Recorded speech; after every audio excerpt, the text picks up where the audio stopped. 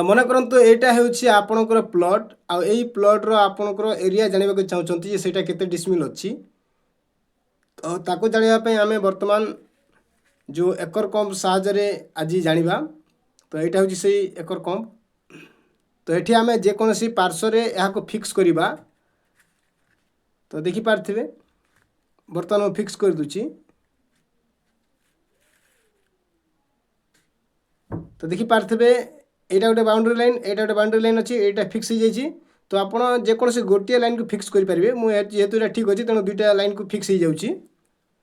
तो एमिति फिक्स हो सारला परे एमिति डिवाइडर आनिबे।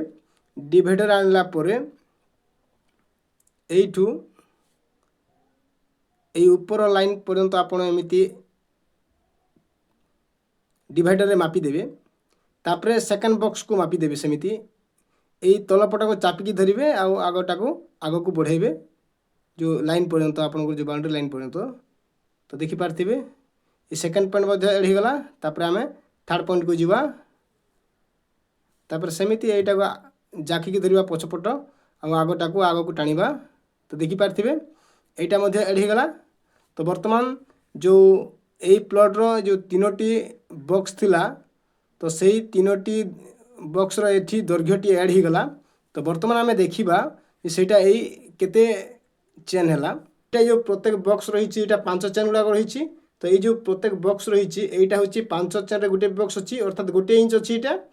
तो एइटा एठु एठु केते हला एई 11 टू 11 तो हला केते 5 चेन हला। आ एइटा गुटे 6 चेन 7 चेन 8 चेन एइठु केते हला 9 चेन हला। तो एहार दैर्घ्य केते हला 9 चेन हला। तो देखि पारथे 9 चेन लेखा हिछि। आउ ए जो बॉक्स रहिछि प्रस्थ आमे वर्तमान देखिबा। ए जो बॉक्स रहिछि ए बॉक्स प्रत्येक बॉक्स रो प्रस्थ होछि केते गोटिए चेन। देखि पारथिबे एटा होछि गोटिए चेन हला।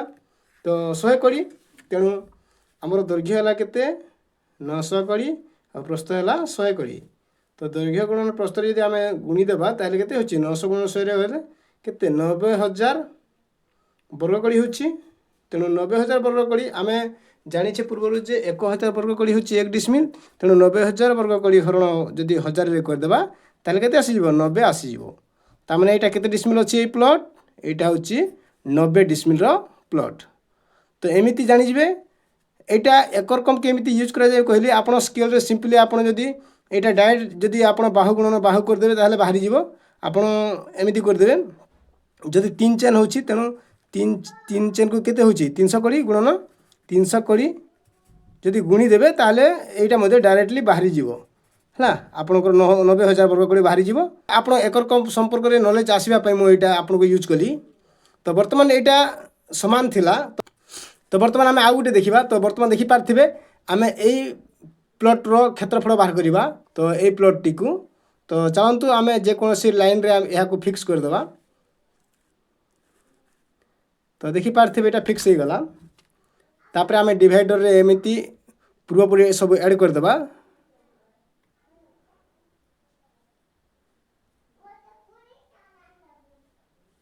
तो देखि पारथिबे ए गुटे बॉक्स ऐड हला। तापरे सेकंड बॉक्स को जिबा।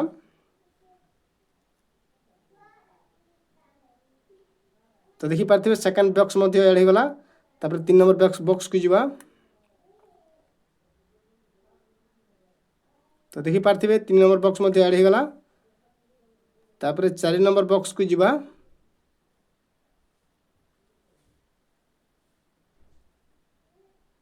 तो देखि पारथिबे 4 नंबर बॉक्स मध्ये ऐड हो गला। तापरे 5 नंबर बॉक्स को जिबा। सेमिति सब को ऐड करते जिबा। तो देखि पारथिबे एटा मध्ये ऐड हो गला। तापरे लास्ट बॉक्स को हम ऐड करिबा।